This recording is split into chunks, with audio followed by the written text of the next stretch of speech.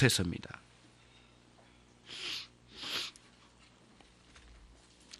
골로새서, 에베소서, 빌립보서, 그 다음 골로새서 327쪽쯤 보시면 3장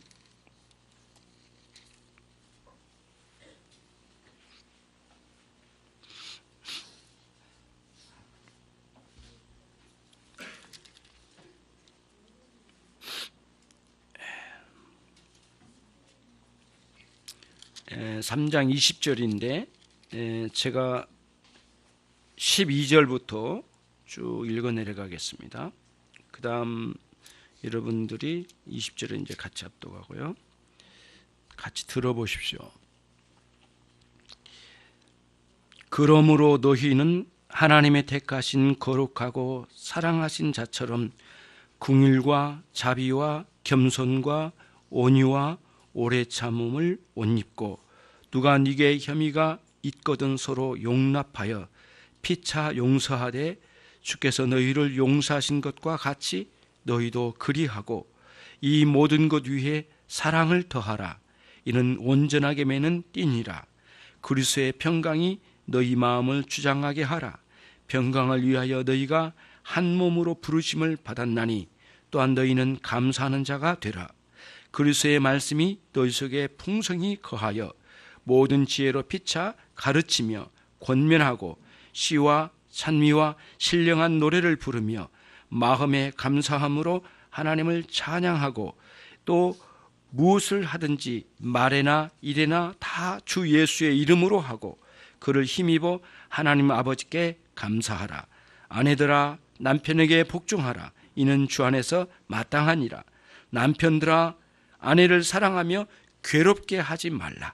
자녀들아 모든 일에 부모에게 순종하라. 이는 주 안에서 기쁘게 하는 것이니라.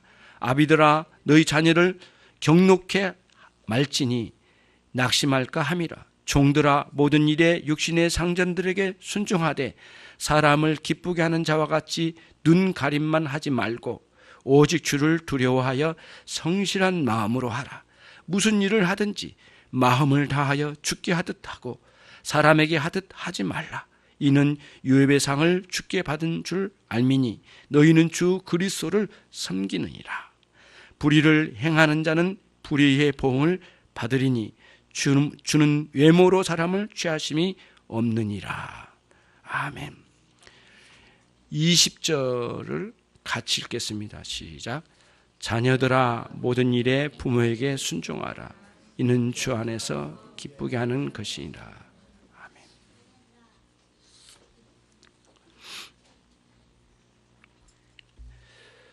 (1700년대에) 가장 뛰어난 복음 전도자가 있었습니다.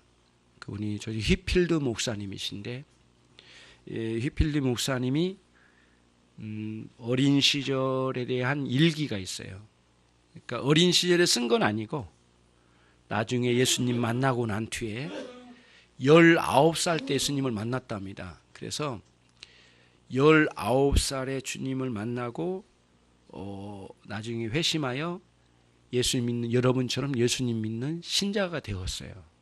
그리고 나서 회개를 하기 시작하는데 많은 걸 돌아본 거죠. 돌아본 건데 그 중에 하나가 뭐가 있느냐면은 14살 때에 아버지를 잃었답니다. 아버지가 병들으셔서 일찍 돌아가셨나 봐요. 그래서 어머니를 모시고 오늘날 같으면 호텔 같은 건데 그렇게 큰 호텔은 아니고요. 1700년도니까 뭐 호텔이라겠죠. 그렇게 뛰어난 그런 것은 아니지만 호텔을 운영을 하셨대요, 어머니가. 그래서 어머니 밑에서 침대도 이렇게 갈아주고 침대포도 갈아주고 그리고 손님이 오시면 안내도 해드리고 그리고 이제 그런 일을 엄마와 함께 이제 14살부터 쭉 엄마를 도와왔던 거예요. 그런데 먼 훗날 세월이 흘러서 예수님을 만나고 되돌아보니까 자기가 참 부끄럽더랍니다. 왜 그런가 했더니 그 일을 하면서 자기도 꼼꼼하고 자기 엄마도 꼼꼼한 성격이신데 그렇게 자기가 이겨가지고 엄마가 원하는 대로 하지 않고 자기가 원하는 대로 끝까지 이겨가지고 엄마를 이겨먹은 거예요. 그렇게 해가지고 자기는 나름대로 잘한다고 엄마의 뜻을 늘 이겨먹는데 자기가 능숙했더래요. 어떻게 하면 엄마를 이겨먹을 수 있을까? 그러면서 엄마의 뜻을 그르치고라도 해야 되겠다라고 하는 일은 끝까지 했더라는 거예요. 자기가 보니까. 그래서 나중에 19살에 주님 만나고 난 뒤에 되돌아보니까 엄마의 마음에 상처를 주었던 자기의 부끄러움을 회개하는 내용이 이렇게 두꺼운 일기장인데 거기에 쓰여져 있어요. 그러면서 돌아보게 하더라고요. 우리 자신들을. 여러분들은 어떠신지 모르겠어요. 나이가 어리고 이제 4살, 5, 6, 7, 8 이렇게 된 어린이들에게도 한번 목사님 이야기를 한번 들어보세요. 얼마나 많이 우리들이 엄마를 이겨먹으려고 노력했는지, 엄마가 옳은 말을 해도 이겨먹고 싶고, 엄마가 틀린 것 같으면 더 잘됐다 싶어서 더 악랄한 방법으로 엄마를 이겨먹으려고 했던 우리들의 부끄러움이 있어요. 그런데 여러분, 어린이들만 그게 있는 게 아니에요. 사실 어른이 된 목사님이나 여기 앉아 계신 우리 권사님, 모든 분들 다 그런 추억들이 있어요. 부끄러운 추억이죠. 그런 일들이 다 있는데 엄마를 이겨먹고 뭐가 좋다고 그거를 누렸는지 우리의 부끄러움을 돌아보게 하는 한 부분의 일기장의 내용 같아요. 그래서 마음이 아프죠. 사도 바울이 편지를 띄웠습니다. AD 62년도에 띄웠단 말이 있습니다. 정확하지는 않지만 예수님께서 오시고 예수님께서 승천하시고 난 뒤에 약 한 20년 후에 사도 바울이 예수님을 만나고 난 뒤에 편지를 띄웠대요. 골로새라는 도시에 편지를 띄웠는데, 골로새는 에베소서가 있는 에베소 교회가 있는 근처에 지금 터키 지역인데요. 거기에 사람들이 예수님을 사도 바울의 복음 전도로 받고 교회를 세웠던 모양이에요. 그래서 열심히 주님을 섬겨가는데 그 사람들에게 편지를 띄웠어요. 그러면서 너희들이 신앙생활 참 잘하고 있다, 이런 칭찬을 쭉 앞에서 해주면서 그 다음에 이제 여기서 이야기해 준 거예요. 너희들이 진짜 올바른 신앙생활을 하고 있는지 한번 돌아보라.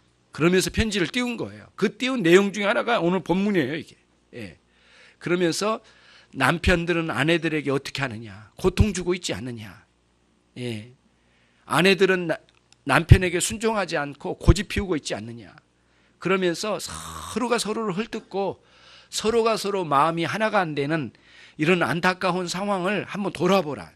부끄러운 거를 내어놓고 회개하면서 그게 얼마나 부끄럽고 수치스러운 일인지를 한번 생각해 보라는 거예요.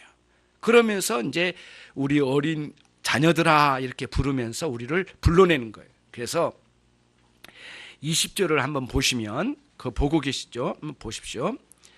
자녀들아 라고 하는 게 한 단락이고요, 한 묶음이고, 그 다음에 모든 일에 부모에게 순종하라, 이게 두 번째 묶음이고, 그 다음에 이는 주 안에서 기쁘게 하는 것이니라, 이게 세 번째 묶음이에요.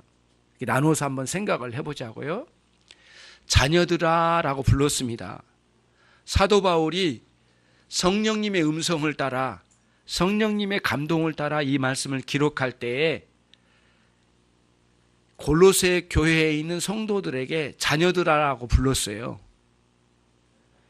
여러분, 사도 바울은 결혼을 하지 않은 사람입니다. 평생 결혼을 한번 해본 사람이 아니에요. 결혼을 안 한 사람이거든요. 그에게는 자녀가 없습니다. 그런데 여기서 자녀들아라고 부르고 있습니다. 이건 뭐냐면은 예수님 믿고 난 이후에 돌아본 겁니다.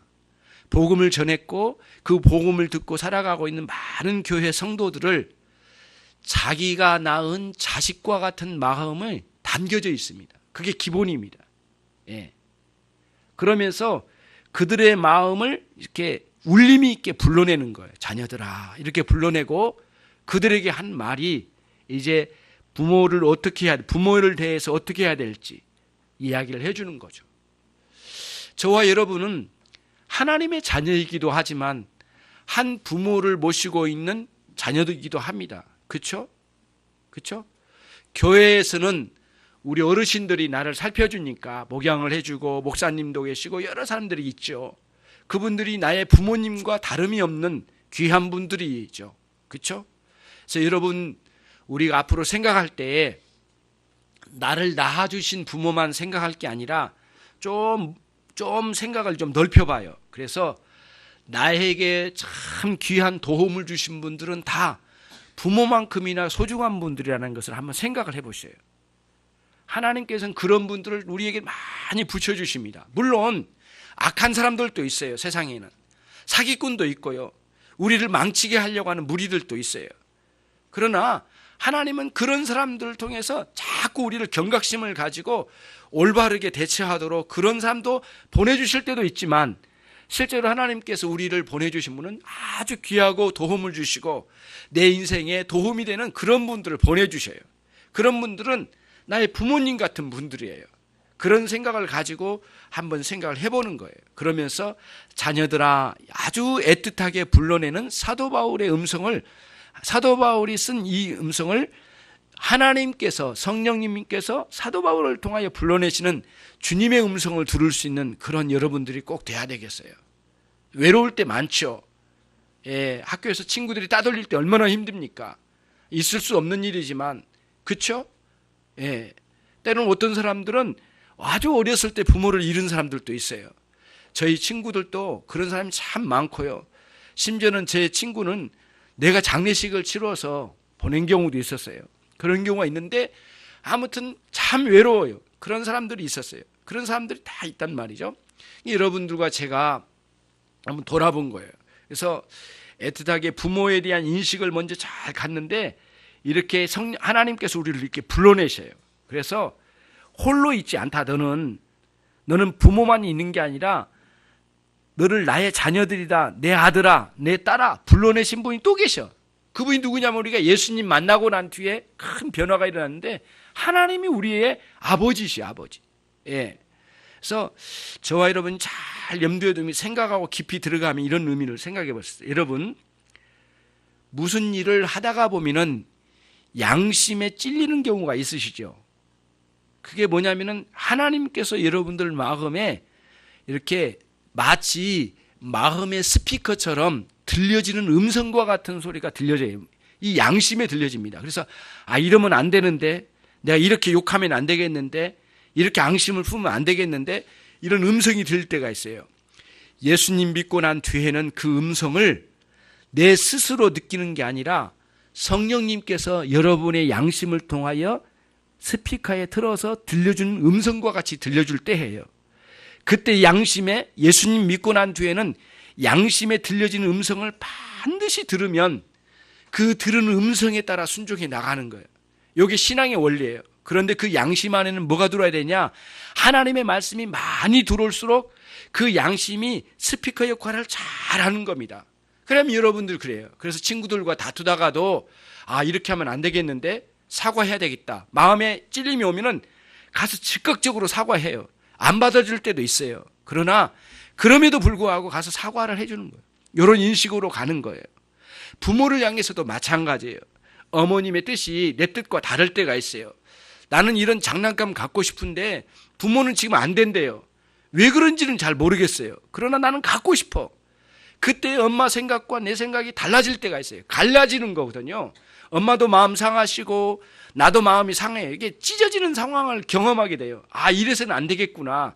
엄마 마음과 내 마음이 이렇게 찢어지면 안 되겠구나. 그러면 안 되겠다. 그러면은 왜 못 사준지를 물어봐야 되겠죠. 그럼 엄마가 설명해 주시겠죠. 또 엄마도 막무가내, 엄마는 또 그렇지 않아요. 확 줘박으면서 설명도 없어. 그냥 안 되면 안 된 줄 알아, 이 녀석아. 그렇게 하겠지만은 대부분 그렇지를 않아요.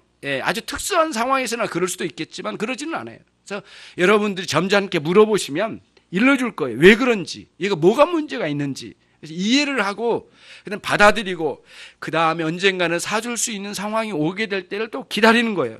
그러면서 지금 현재 상황을 수긍하고 받아들이는, 그 전에 가지고 있는 고집스러움을 꺾어야 되는 거예요. 이겨내야 됩니다. 내 고집을 내가 이겨야지 내 고집에 내가 끌려가면은 절대 이 사람은 성숙한 사람이 못 됩니다. 예.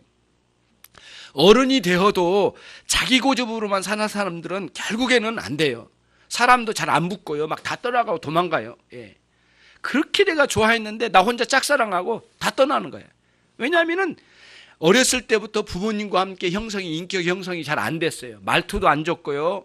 대화도 잘 하지 못하고요. 예, 대화를 하면 맨 짜증만 내는 사람들 있잖아요. 그러면 안 되잖아요. 그렇게 하면 안 돼요. 대화를 하는데 맨날 화만 내는 사람들이 있고요. 대화를 하는데 어떤 사람 욕만 하는 사람도 있어요. 굉장히 앙심이 안에 있어가지고 그러면 안 되죠. 그래서 저와 여러분들이 한번 살펴보는 거예요. 인생의 첫 출발이 부모님과 나 사이에 시작됩니다. 부모님과 나 사이의 관계가 형성이 안 되면은요, 다음에 다른 사람과 관계 형성을 한다는 것은 거짓말이에요. 해도 껍데기밖에 없어요. 겉으로는 돈 주니까 잘 관계가 형성되죠. 돈 없으면 다 가는 거예요. 인격적인 관계가 안 돼요. 잘 안 이루어져요. 그러니까 사람들에게 상처를 많이 받아요. 그러면서 하는 말이 나는 다른 사람하고 관계 형성 안 하겠다. 이제는 나 혼자 살겠다. 그런 수가 어디 있어요. 세상에는 하나님 그렇게 만들어 놓은 존재가 아닌데 항상 같이 가야 되고 양손에는 손을 잡고 걸어가야 되는데 그렇지 않아요. 혼자 살 수 있는 건 아니거든요. 그래서 여러분들이 제일 먼저 엄마와 아빠, 자식 간의 이 관계 형성이 잘 이루어진 것이 최고로 소중해요. 저는 선물 중에 선물은 여러분 어린이날 선물도 막 주시기도 하고 그러겠지만 진짜 선물은 뭐냐면은 엄마가 나를 향하여 사랑을 베풀어 준 게 최고의 선물이에요. 예. 사랑 없는 선물이 선물입니까, 여러분? 항상 이런 원리를 가지고 있어요. 주님께 부모님과의 사랑을 마음껏 누리는 거예요. 그래서 거기서 어떻게 그 관계를 형성하며 살아가야 할지를 하나님께서 우리에게 주셨어요. 불행하게 그렇지 못한 사람도 있네요. 저희 할머님 같은 분은 그 면 소재지 근처에서 가장 큰 부자였답니다. 저희 할머님이. 그런데 일제시대 때인데 할머니의 어머님, 아버님이 한날 사고로 돌아가셨나 봐요. 금방 한 번에 돌아가셨대요. 근데 외동딸, 딸 하나를 두고 두 분이 돌아가셨으니까 감당할 수가 없죠. 굉장히 많은 재산을 가지고 두 분 돌아가셨는데 이제 이 재산과 함께 이 어린 딸이 큰 집에 맡겨졌던 모양이에요. 그때부터 굉장히 마음이 이제 뭉그러지기 시작해요. 부모가 없고 큰아버지, 큰어머니가 있지만 큰아버지, 큰어머니가 자꾸 자기 자식만 생각하는 것 같고 느낌이 그러지는 않지만 그러면서 자꾸 자기가 숨어서 살고 자기 혼자 먹을 거를 숨겨놓고 살고 막 그러신 거예요. 여러분 놀라운 거는 80세가 되셔서 우리 할머니 당신 밥은 따로 챙겨서 혼자 먹고 계시더라고요. 그래서 어떻게 저러시냐고 제가 따졌거든요. 그때 우리 할아버지도 그냥 눈물만 흘리시고 별로 타치를 안 하시더라고요. 그러니까 너무 안타까웠어요. 제발 할머니 그렇게 하지 마시자고 우리 함께 밥 먹자고 해도 함께 밥을 못 드시는 거예요. 어린 아이 때 그게 형성돼 버린 것 같아요. 그래서 제가 마음에 참 슬펐습니다. 우리 할머니만 고쳐진다면 우리 가정이 얼마나 행복할까. 그래서 많이 기도한 적이 있었거든요. 할머님 끝까지 고쳐지지 않고 세상을 떠나셨는데 할머님 돌아가시고 난 뒤에 우리 가정이 정말 화합을 이뤘어요. 정말 놀라운 변화가 일어나기 시작했거든요. 여러분 부모님이 계신 것만으로도 엄청난 선물이에요. 예. 그분과 함께 잘 관계 형성을 하시고 여러분 마음이 좀 달라지고 엄마 아빠가 다르게 생각하고 우리가 아무렇게나 한 것 같지만 사실 그러지 않아요. 생각이 있고 계획이 있어요. 여러분들 아무렇게 다루지 않아요. 많은 생각을 가지고 여러분이 찾아오니까 여러분들에게 있는 이 고집스러운 마음, 아주 돌덩이 같은 마음, 이거를 좀 깨부시고 겸손하고 받아들이는 마음, 넓은 마음으로 엄마의 생각, 아빠의 생각, 주변의 생각, 선생님의 생각, 목사님의 생각을 좀 받아들이면서 같이 이렇게 어우러져 가는 이런 인생을 배우는 거예요. 이게 굉장히 중요한 거예요. 그런 예수님 믿고 난 뒤에도 여전히 이게 안 변한 사람이 있더라는 거예요. 그러니까 사도 바울이 성령님의 인도하심 따라서 이 말씀을 쓰는 거예요. 자녀들아, 애틋한 마음으로 불러내가지고 그들에게 쓰는 거예요. 그러면서 뭐라고 말하냐면은 두 번째 단락이에요. 두 번째 묶음, 모든 일에 부모에게 순종하라는 거예요. 예. 한 가지 순종하는 것도 어려운데요. 모든 일이에요. 예. 한 열 몇 가지는 하겠어요. 근데 모든 것을 순종한다는 건 참 어려운 것 같아. 정말 어려운 일이에요. 그러나 우리는 목표를 세워야 돼요. 모든 것을 순종해야 되겠다. 그럼 이런 생각이 들죠. 아, 우리 엄마가 틀렸는데요? 그래도 순종할까요? 우리 엄마가 나쁜 짓을 했는데 그래도 순종할까요? 그 문제예요, 그 문제. 이런 문제가 있거든요. 저와 여러분이 이 마음에 죄성이 있기 때문에 여전히 주님을 믿고 난 뒤에도 여전히 죄성이 남겨져 있기 때문에 부모님이 잘못된 것만 발견되면은요, 아싸 잘됐다. 그리고는 바로 이걸 가지고 부모님을 공격할 빈미를 찾아요. 그런데 여러분, 오늘 말씀에 모든 일에 부모에게 순종하래요. 어떤 원리로 순종하는지 제가 말씀을 드릴게요. 이거예요. 하나님의 말씀에 비춰도 엄마가 틀렸어요. 도덕적인 생각으로도, 일반적인 도덕적인 관념으로 봐서도 엄마 생각이 틀린 것 같아. 그때도 어떻게 순종을 하는 말입니까? 순종해라는 거예요. 지금 어떻게 할까? 그때 어떻게 하느냐? 부모를 부모로 인정하는 것은 버리지 말아야 돼요. 나의 부모님을 부모님으로 인정해야 돼요. 받아들이고 있어야 돼. 그리고 틀린 건 틀렸다라고 말씀을 드릴 줄 알아야 돼요. 엄마가 이래서 틀렸다. 아빠 이건 틀린 것 같아요. 틀린 거를 말할 수 있어야 돼요. 틀린 걸 말하고 따진다고 해서 순종하지 않는 건 아닙니다, 여러분. 옳지 않는 것을 옳지 않다고 말하면서 그러면서도 내 마음에는 부모님을 향한 존경심은 남겨져 있는 거예요. 그 원리를 잃지 말라는, 그게 순종이에요, 여러분. 예. 순종이라고 해서 엄마 아빠가 완전히 나쁜 짓을 하는데 그것까지 다 따라서 한다? 그건 순종이 아니죠. 예, 여기서 말하는 순종이 아니에요. 옳고 그름을 따지고 말해줄 수 있는 담대함이 있어야 돼요. 이제는 하나님의 말씀을 믿고 있는 신자들이기 때문에 정말 하나님 말씀에 맞는가 이게? 그러면서 생각해보고 엄마 이게 맞는가요? 물어보고 아니면 이게 아닌 거라고 생각되는데 제 판단에는, 그러면서 때로는 따지기도 하지만 존경심을 잃지 않는 마음. 여전히 엄마는 엄마이고 아버지는 아버지예요. 예. 어떤 분이 이런 이야기를 해요. 40살이 넘으신 분인데 너무 아빠가 미흡더랍니다. 너무 미워가지고 40살 50세가 됐는데도 이게 막 50세가 다 돼가는데 막 아버지를 향한 원망함이 너무 강해가지고 복수를 하고 싶은 마음이 생기더래요. 예.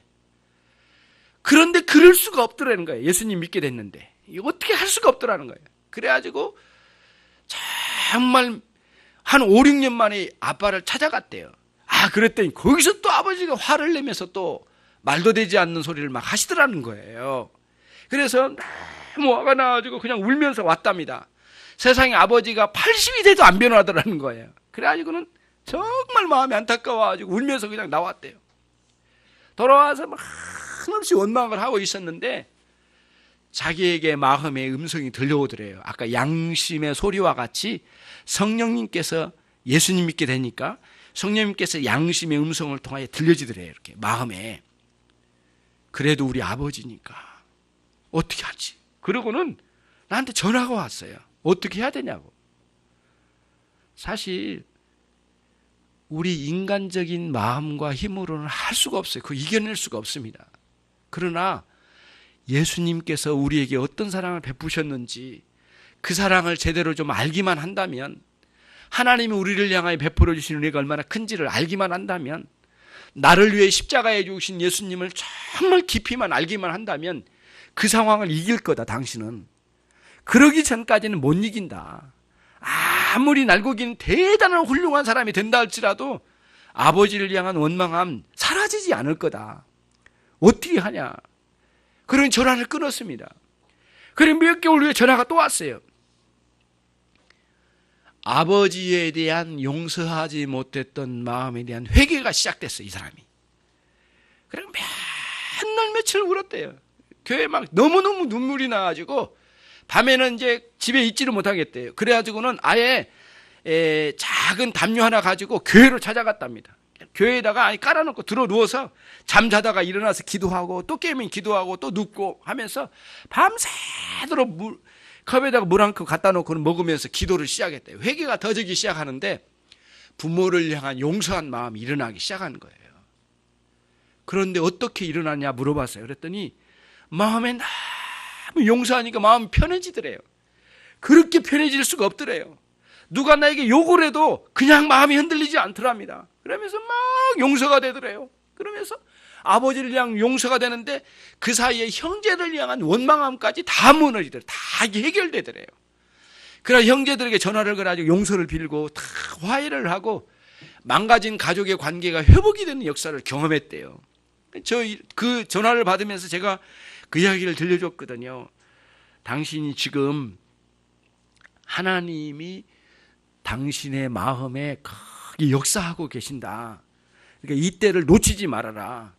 그래서 더 회개의 깊은 자리로 가고 말씀을 따라서 순종하는 법을 배워가야 된다. 우선은 옛날에는 교회만 달랑달랑 다녔는데 그런 거는 신앙생활이 아니었다. 그거는 아니야. 그건 신앙생활이 아니고 종교 활동이었다. 그거는 종교 활동하고 신앙생활의 깊은 자리로 들어간 것에 차이가 있다. 그래서 40년 가까운 세월을 그냥 교회만 다녔대요. 그리고는 매일 화만 났대요. 왜 하나님이 우리 가정은 이런 식으로 만들어 놨냐고. 하나님께 화만 냈대. 50세가 다 돼서 회개가 터지면서 처음으로 울면서 하나님께 기도하면서 그랬더니 이 말씀이 하나님의 말씀을 읽고 읽은 내용들이 막 마음에 파고들더라는 거예요. 예. 자기가 말씀을 찾아 읽은 게 아니라 자기가 행동으로는 하나님 말씀을 찾아서 읽었는데 거꾸로 오더래요. 말씀이 내 안으로 거꾸로 들어오더래요. 그래서 내 마음 막 때리더라는 거예요. 계속 울림이 오더래요. 이 말씀들이. 오늘 같은 말씀, 자녀들아 모든 일에 부모에게 순종하라. 이 말씀이 가슴을 자꾸 치더라는 거예요. 그러면서 그 말씀의 은혜를 가지고 이분이 큰 트럭 기사인데, 아주 큰 트럭 기사인데 이 트럭을 몰고 경부고속도로를 달리면서 눈물로 회개도 하고 감사도 하고 찬양도 하고 말씀을 외우고 하더라는 거예요. 그러면서 자기가 자기를 보면서 내가 아닌 것 같은 느낌이 들더래. 너무 많은 변화가 일어나기 시작하니까 40년 만에 변화가 이렇게 일어나더라는 거예요. 오늘 이 말씀을 잘 들어보면은 어렵습니다. 이런 변화가 일어나기 전에 쉽지를 않아요. 그러나 오늘 우리가 예수님 믿게 된 여러분 심령 가운데 이 말씀이 울림이 있어야 돼요. 모든 일에 부모에게 순종하십시오. 이렇게 말씀드리면 거부감이 먼저 오죠. 예, 또 그 이야기구나. 뻔한 이야기 아니냐. 부모에게 순종하라. 자꾸 위에서 자꾸 들리는 소리가 자꾸 그 말이 그 말 아니냐. 이렇게 거부감이 먼저 올 거예요. 우리 안에 죄성이거든요. 저도 그래. 저도 목사인 저도 누군가 나에게 이거 순종해라 이렇게 말하면 마음이 확 상하기 시작해요. 그럴 때가 많아. 거부감이 막 일어나. 당신이 뭔데 내가 순종을 해? 막 이런 식으로 거부감이 막 일어날 때가 있어요. 이게 인간의 본성이거든요. 그거를 잠재울 수 있는 은혜가 있어야 돼요, 여러분. 우리가 교회 나와서 말씀을 배워가면서 그렇게 배워가는 거예요.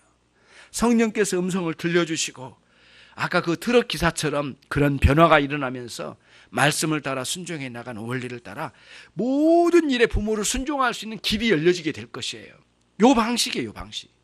이게 아주 굉장히 귀한 방식이지 않습니까?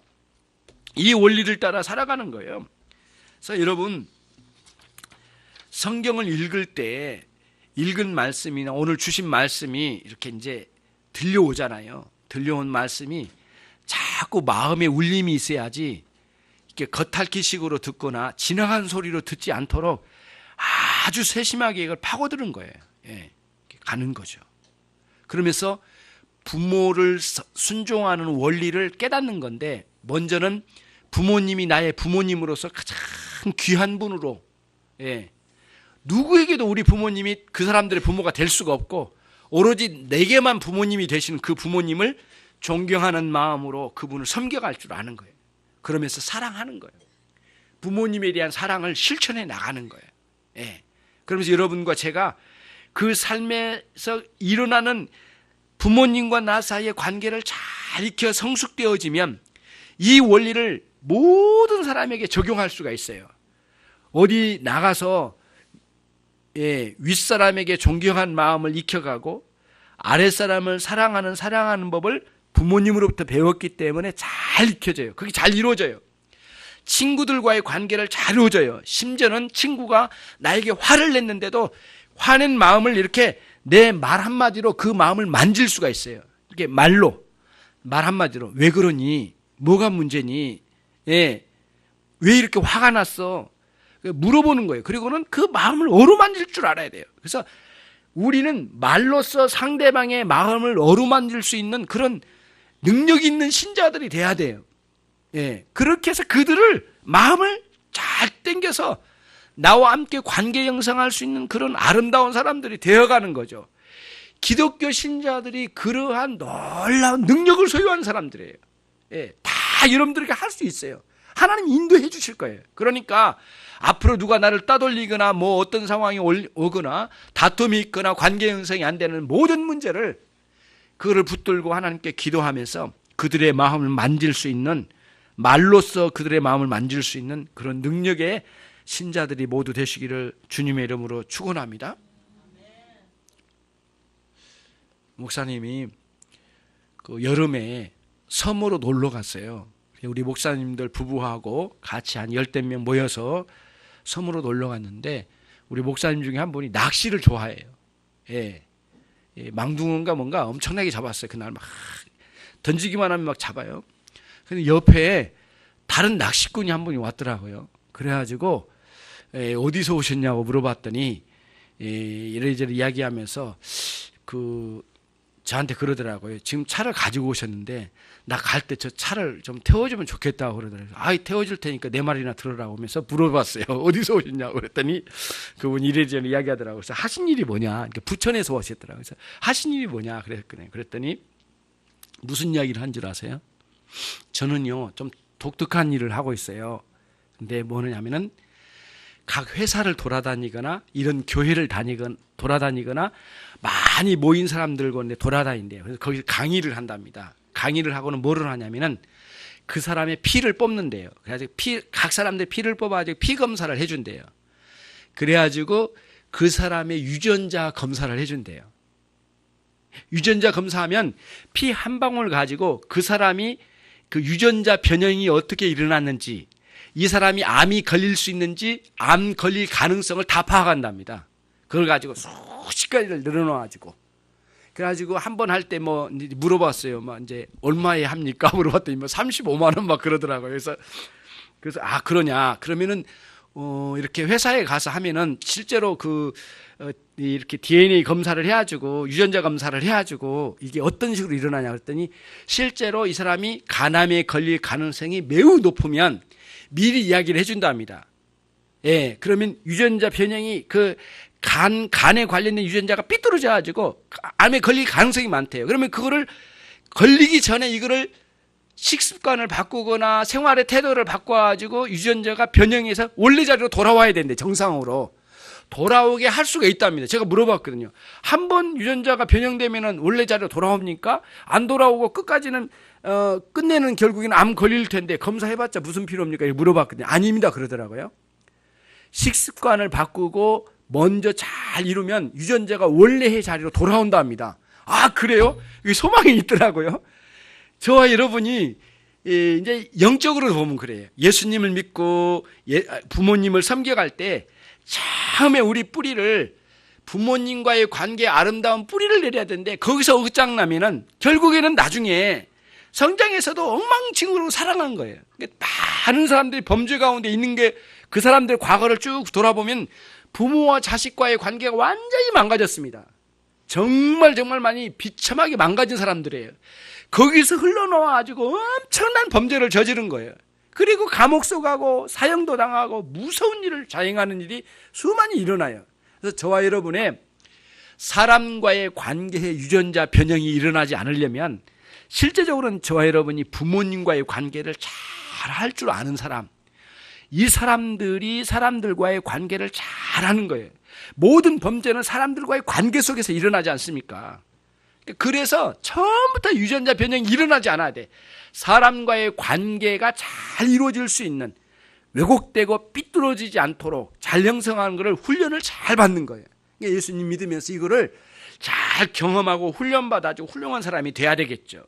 그래서 유전자 변형이 있었던 사람도 주님을 만나고 난 뒤에는 이게 원래 자리로 잘 정상적으로 돌아와가지고 건강 몸이 일어나야 되잖아요. 몸의 암도 무서운 거지만 몸은 아닐지라도 말투나 생각이나 사람과의 관계에 암덩어리 같은 게 얼마나 많은지 몰라요. 그거를 제거할 수 있는 사람들이 돼야 되겠죠. 바울 사도는 감옥소에서 지금 편지를 띄우는 거예요. 그래가지고는 자녀들아 이렇게 불러내면서 모든 일에 있어서 부모님에게 순종하라는 말씀이에요. 그 순종하라는 것은 억지로 아무렇게나 하라는 게 아니에요. 남을 보이기 위해서 하라는 것도 아니에요. 결국은 이렇게 함으로 인해서 너희 안에 있는 인격이 잘 형성되고 사랑할 줄 알고 사랑받을 줄 알고 남들과의 관계 형성을 잘 할 줄 아는 인격 형성이 굉장히 중요한 거예요. 그러면서 거기에 담겨진 신앙이 계속 성숙되어진 거예요. 이게 안 이루어지면 나중에는 암덩어리 같은 게 우리에게 남겨진 거죠. 그런 게 발견되면 바로 제거해 나가고 정말 훌륭하게 성장하는 신자들이 돼야 되겠죠. 그런 원리를 따라 자녀들아 이렇게 부르고 모든 일에 있어서 부모에게 순종하라고 우리에게 권고하고 명령하고 있는 것입니다. 거부감으로 들려질지 모르지만 그거는 옳은 마음의 태도는 아니에요. 마지막 세 번째입니다. 20절 같이 한번 전체를 읽겠습니다. 시작. 자녀들아 모든 일에 부모에게 순종하라. 이는 주 안에서 기쁘게 하는 것이니라. 이는이라고 하는 말은 무슨 뜻이냐면 왜냐하면 이유, 해야만 한 이유를 설명해요. 뭐냐면은 저와 여러분의 인생에 기쁨을 주신대요. 예. 주님께도 기쁨이 되시고 우리에게도 기쁨이 주신대요. 모든 삶에는 기쁨이 없으면 거기에는 굉장히 무서운 병에 걸리기 시작합니다. 기뻐하지 않으면 안 됩니다. 그래서 요새 사람들은 웃어야 된다는 말을 많이 쓰잖아요. 그게 일리는 있는 것 같아요. 그러나 겉으로 웃는 게 아니라 내 마음 깊은 곳으로부터 주님께서 허락해 주신 기쁨을 누릴 수 있는 사람들이 돼야 돼요. 마음으로부터 시작된 내 마음 영혼으로부터 시작된 기쁨이 와야 되거든요. 그런 기쁨의 원리를 따라서 살아가기 위하여 우리는 부모를 공경하고 그분의 말씀에 순종해 나가는 원리를 따라 사는 것입니다. 이게 오늘 바울 사도가 저에게 성령의 음성을 따라 우리에게 들려준 귀한 말씀입니다. 주님께서 여러분들을 언제나 기쁨으로 맞이하기 싶어요. 그러나 부모에게 불순종하면서도 주님께서 여러분을 기뻐하실 일은 없거든요. 부모를 막대하면서 그렇게 할 수가 없어요. 부모를 가볍게 여기면 안 됩니다. 우리 부모를 가장 무겁게 여겨야 돼요. 가장 귀중한 분을 여길 줄 알아야 됩니다. 어른이 되어서도 부모를 가볍게 여긴 사람들을 잘된 사람 못 봤어요. 있을 수가 없어요. 하나님께서 그걸 인도하지 않으셔요. 지금이라도 늦었지만 지금이라도 부모를 아주 공경하고 무겁게 알아야 돼요. 아주 존귀한 분으로 알고 부모님과의 대화에도 뭐든지 가볍게 생각하는 그런 어리석은 삶을 살아서는 안 되겠죠. 저의 마음과 여러분의 마음이 하나님께서 원하신 마음에 이런 변화가 일어나면서 주님께서 우리를 인도하실 텐데 부모를 향한 이런 아름다운 마음 그리고 주님께서 주신 기쁜 마음으로 이런 상황을 잘 감당하여 참으로 하나님의 사람들이 되시기를 바랍니다. 여러분들에게 이 말씀이 마음에 새겨지고 이 일생 동안 성령의 감동하심으로 들려지기를 바랍니다. 기도하겠습니다. 주님 감사합니다. 이 시간 저희들이 부모님에 대한 순종의 원리를 배웠습니다. 세상의 원리가 아니라 하나님의 원리입니다.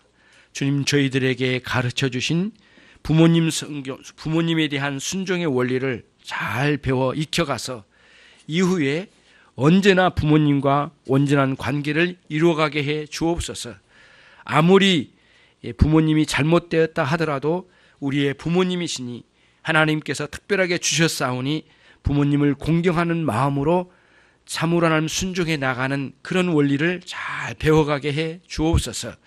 이제 하나님 저희들에게 부모를 순종하는 그런 원리를 따라 살아가는 모든 성도들의 마음에 기쁨으로 충만케 해주셔서 그들 마음의 평안과 기쁨의 충만으로 살아갈 수 있도록 은총을 내려주셨기를 원합니다. 감사하고 예수 그리스도의 이름으로 기도 올리옵나이다. 아멘. 찬송하시겠습니다. 시편 찬송 주보에 있습니다. 16절입니다. 16편.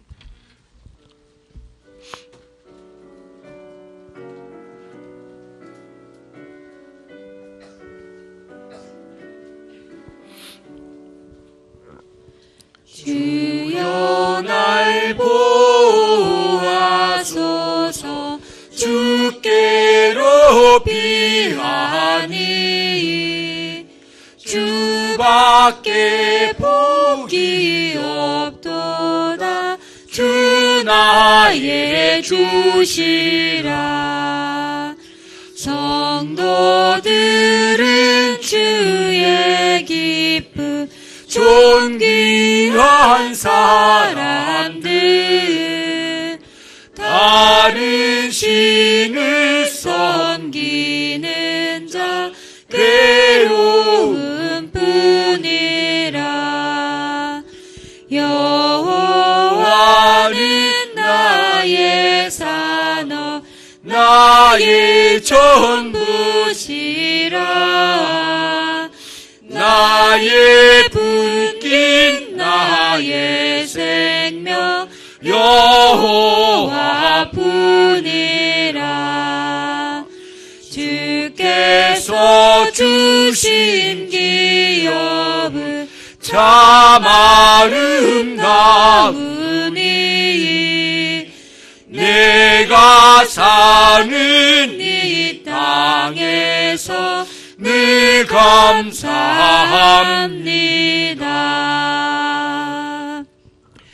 주 예수 그리스도의 은혜와 하나님 아버지의 극진하신 그 사랑과 우리 성령님의 내주 교통하심이 부모에게 순종하며 살고자 하는 모든 종들 위해 지금으로부터 영원토록 함께 있을지어다. 아멘.